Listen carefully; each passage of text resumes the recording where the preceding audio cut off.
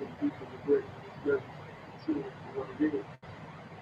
And no one can better influence can violence and can culture that can amongst themselves.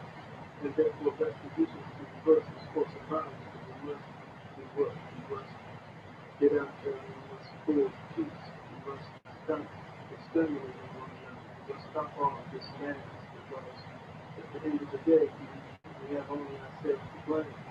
We must have a do or die attitude if you were to speak with to rebuild our culture and to create a new lasting legacy of peace.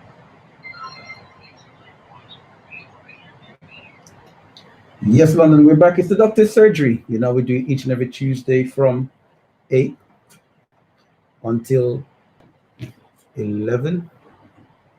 We bring you Britain's first Black Current Affairs show.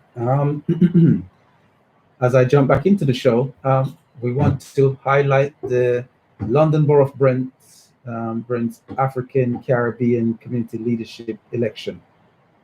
So please go onto Facebook, Omega Radio 104.1 homepage, scroll down to Black Community Leader Election, and then click the logo to vote. At the moment, the standings are, it's been significantly reduced. The standings are candidates Amenti the Awakener, Cheryl Phoenix, High Priest Amun, Lady M, Leonard Johnson, and Nubian Jack. That's 6 remaining candidates from 15. I'm not quite sure. I know that Leo Mohammed dropped out because of other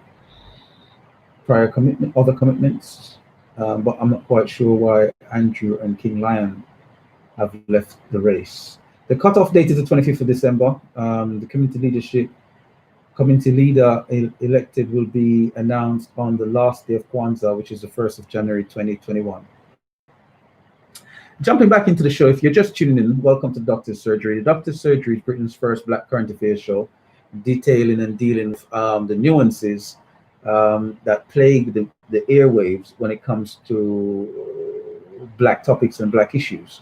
One of the things that I want to kind of make clear is that I'm not pushing or propagating that anyone in scenarios where they are in relationships that isn't classified as the typical Black family structure isn't in a situation that's appropriate. Whatever an individual's choice, that's the individual's choice, and I'm not promoting anything that's to the contrary. What I'm highlighting is that we have to recognize within ourselves, within the context of the things we do, compromised in life.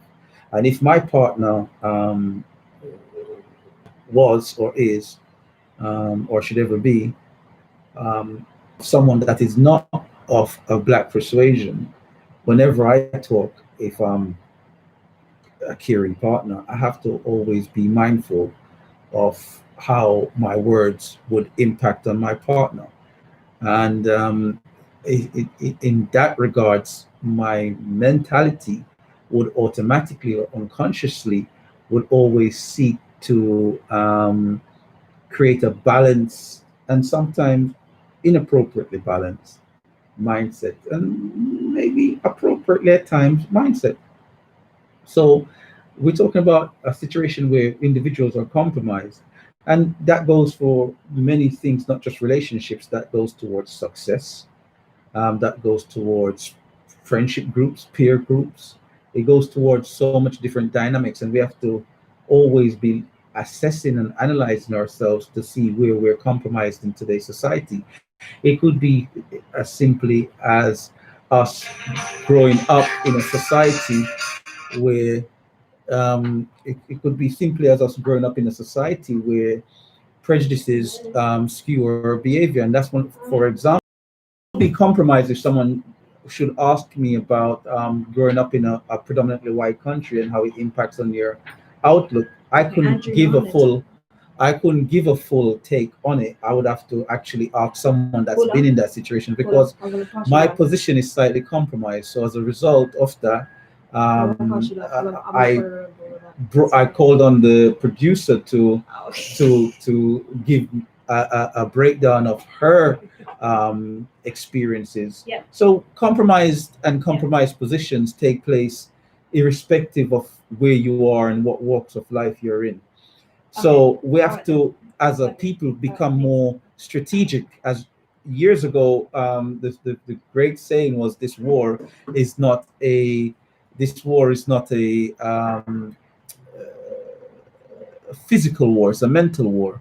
So we have to recognize where the battlefields are, the battlegrounds. And one of the battlegrounds, the key battlegrounds, is where we're compromised to the extent that we attack each other without realizing. Just like how I'm attacking them now, that's somewhat of a compromised position on me. But I have to set the record straight with them to say, listen, we don't attack each other.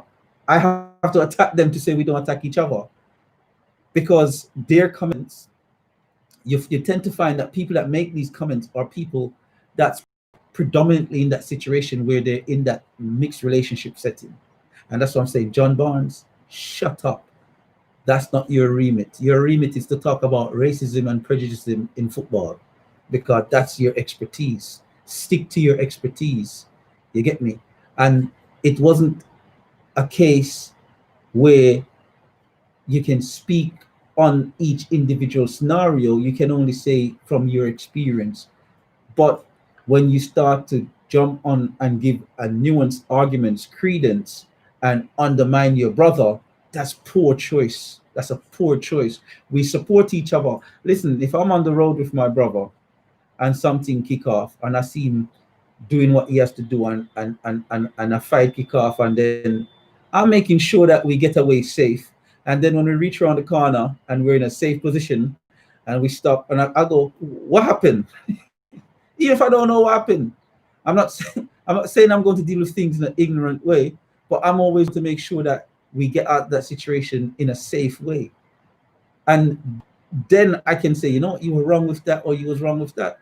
Because sometimes you don't have the time to decipher the thing there and to throw Demba Ba under the bus to say, what else should we call a black person? Living in this society that you yourself should know is extremely racist. It's like you're throwing tinder wood on the fire to tear down your brother's point. And like I'm saying, that is what I disagree with what Mr. Barnes has said. And then over the past year of doing the show, I've highlighted that we have to weed out compromised positions. You know, when you're compromised in a scenario, better you don't talk. Better you just say, you know what, I wasn't there. Don't talk. Better call. Yeah, it was just in regards to the community leader candidates. Andrew Mohammed has dropped out due to too many commitments, and King Lion is no longer a part of the candidates due to followers, so not enough support. Okay, and Leo also dropped out because of prior commitments as well, right? Okay, so that explains that.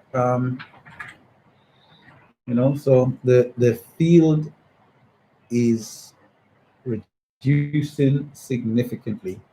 Yeah, so that my point with that. So if you don't know, in the first half of the show, we were talking about the Demba Ba scenario, where Demba Ba highlighted his point.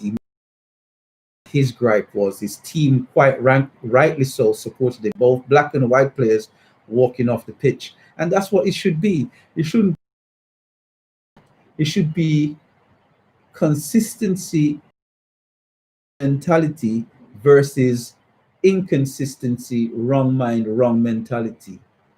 You know, and this show isn't about me ranting about what's right and what's wrong. This show is about me presenting an argument, same like they do on the national media and press, with the hope that you, the listening audience, can challenge wherever you see me saying something that's a bit wayward, that's not quite right, so that I can chip off those superfluous edges from my character so I can become all squared off, right? Yeah.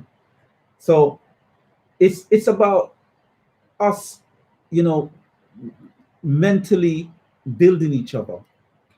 And the point I'm making is not to create discord amongst the family, Because, like I said, if they trouble John Barnes tomorrow, you can trust me that I'm going to be in John Barnes's corner. John Barnes don't have to ask if I'm going to be in his corner. I'm telling him that I'll be in his corner supporting him. I'm burning a fire on him as a family member for burning a fire and creating fire stick for someone else to tear down another brother. You know what I'm saying? And I'm saying we need to cut that stuff out. We should have one voice. If John Barnes speak, it should be like an echo of all the voices. So the moment that Demba Ba said something and he explained himself, and the national media and press start to go and say, what's wrong with calling a black man, immediately that's denigrating Demba Ba's argument. And anyone that's supporting that notion is wrong, is coming from a prejudicial point of view, even or a compromised or a prejudicial point of view. You're black and you're supporting that point of view, it's likely you're compromised. You're white and you're supporting that point of view, it's likely that you either, I give the benefit of the doubt, it's like you're likely that you either don't understand what's taking place or use a prejudice git as well. Yeah. So when we look at it like that, we have to start to say, well, why are we even debating what that issue? The issue was the point that Demba Ba made. Why are we automatically trying to jump in the mind of the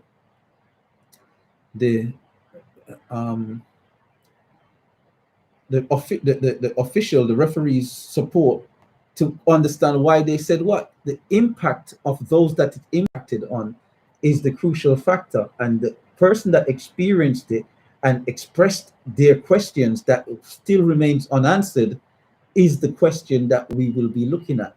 Not what's wrong with calling a black person. You get me? Because it, and it's a misunderstanding on Demba Ba's point and so forth, as if to undermine the man. No, what Demba Ba said and what they did was great, and we support those actions. Likewise, taking the knee at Millwall. Millwall has been a long-term racist club. Millwall can't tell me nothing. You lot supporters been racist since the devil was a boy. You get me? And all of you lot that went and booed, yeah, you did it because of racism. Yeah, likely because most of those people feel that white culture is under threat. Now, that's a different topic and a different question for another day. Is white culture under attack? That's not for me to answer. Because if white culture is under attack, it's because white people are attacking white culture. It ain't no one else attacking white culture. Most black folks are just trying to survive because white culture wants to encroach into everything. White culture should be for white folks. Granted, black culture should be for black folks. But what white culture wants to do is make it, because you're black and you're living in the UK, you should be white cultured. It's not that you're black and you're living in the UK with black culture, or you're Asian, you live in the UK with Asian cultures. You are living in the UK, so you need the culture of what proponent that is being pushed out there. And this is where the discrepancies lie, and no one's addressing it at its core. Call you live. Where you calling from? What's your name? I'm just going to discuss a little bit about this situation. Yeah. Okay? So basically, his statement was that the referee of the official called him liberal. No, that wasn't the issue. And this is where the press has twisted it. Demba Ba's argument was, why is it, his exact words was, why is it when it came to that white guy, you said that guy? No, and when it comes to all the other white folks, it was that guy. But when it comes to me, it's that black guy. And they kept trying to say, well, no, he was, it's a Romanian term for saying black. But they missed the whole point of what he was said. The point of no, that's not but that's what I'm saying. You're missing the point of what Demba Ba's argument was. Demba Ba Demba Ba's argument wasn't that he used the word Negro and it's akin or sounded like the N-word. The Demba Ba's argument was, why did you use the adjective of the color adjective in the first place when you didn't use the color adjective to describe anyone else sitting with me, but when you had the chance to, but when it comes to me, you've used the color adjective. What is the reason? Why would you do that? You could have pointed me out as a guy like any of the others in this with the same manner of respect that you gave to these guys. But when it came down to my position, you introduced the color adjective. For what reason? Why did you see it and deem it necessary? Right? Okay. I totally understand this argument, and it does make a lot of sense. But what's the word Negro used? The word Negro. According to the press, I didn't hear obviously we didn't have the recording of what the officials said. We have the recording of when the debate was taking place, when Demba Ba was presenting his argument. Now, the recording of when Demba Ba was presenting his argument, in that recording, you heard of others trying to explain to Demba Ba that it's the Romanian term for saying black. But if you listen to Demba Ba's argument, he already knew that. He wasn't taking it as the N-word, as in the derogatory term. He was taking it for what it was. Okay. If you read the story, but initially what I read was that the word Negro was used. Yeah, it was. The Romanian, Negru. All right. I'm going to ask you a couple of questions. Would you like somebody to refer to you as gloomy? As what, sorry? As gloomy. Bloomy. G-L-O-O-M-N-Y. Would you prefer someone to call you? As in a mood state, gloomy? Yes.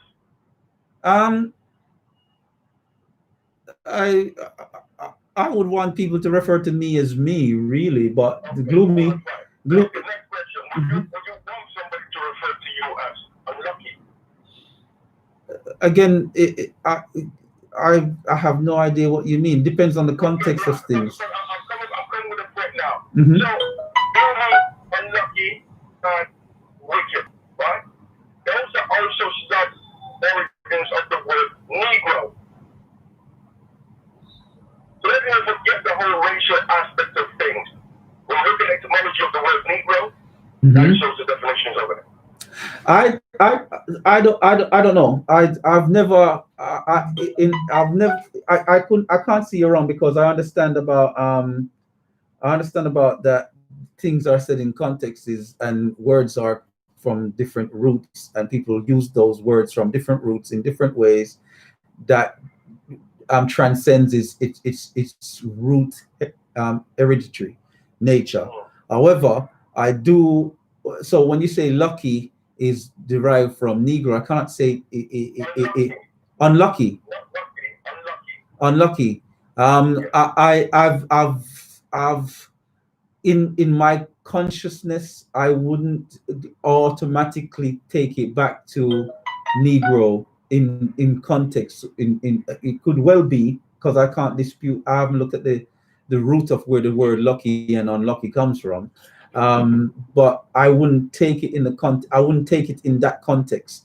But I don't buy into luck or not being lucky anyway. It's not something that's in my vocabulary to as a definitive towards myself, because in my mind there's no such thing.